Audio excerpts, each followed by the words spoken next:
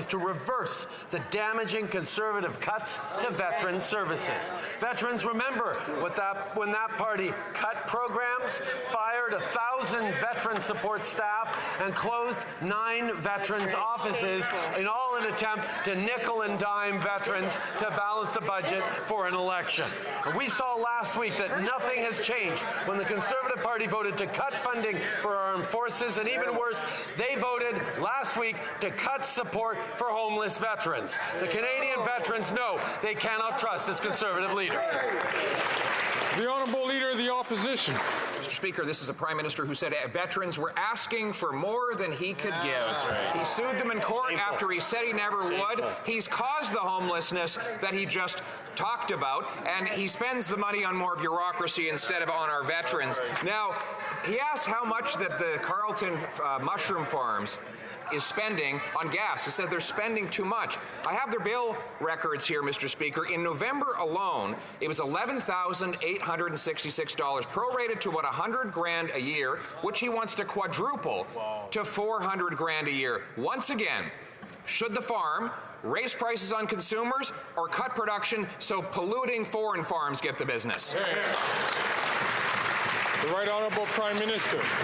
Mr. Speaker, the average farm family, the average farm in Canada pays far less, around 1% of what that very successful farm is paying. Because the reality is 97% of farm fuel emissions are already exempt from the price on pollution. That is why we are continuing to move forward with programs and supports to encourage farms across the country, particularly very successful farms, to look at ways to reduce their emissions as they move forward into a net zero future. That's right.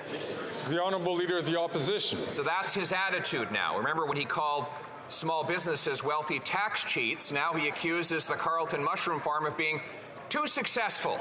Therefore, they need to pay higher taxes. He clearly has no idea about our food supply chain because, of course, grains have to be dried, and the fuels for drying are now taxed.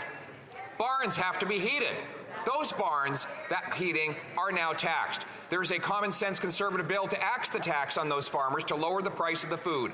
But if he doesn't believe that this tax costs farmers, will he sit down with the Madero's Carleton mushroom farm and inspect their bill personally? The Right Honourable Prime Minister. Mr. Speaker, our government reached out and will continue to reach out to a range of farmers across the country who want to reduce their emissions, who are concerned about climate change, who want to preserve our land for future generations, who understand, unlike these MAGA conservatives, that there is no choice anymore between protecting the environment and growing the economy. While the Conservatives want to take us back to the Stone Age, we're going to continue to invest in supporting farms, supporting businesses, supporting Canadians while we reduce our pollution, reduce our emissions, and build a stronger future for everyone.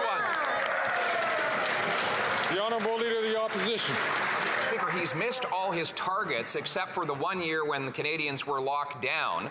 His own Environment Commissioner says that he will come nowhere near meeting his 2030 targets. And now Canada ranks 58th out of 64 on the Climate Performance Index. So his tax is not working. And nor does he seem to understand how food arrives. Food doesn't come from the grocery store, Mr. Speaker. The average farmer in Canada has to spend $150,000 on his carbon tax for barns and drying, and that all has to go to the consumers. Won't he pass our common sense bill to axe the tax on food? The Right Honourable Prime Minister. Mr. Speaker, when we took office 8 years ago, Canada had no plan to reach even its very modest, the Harper government's even very modest environmental targets.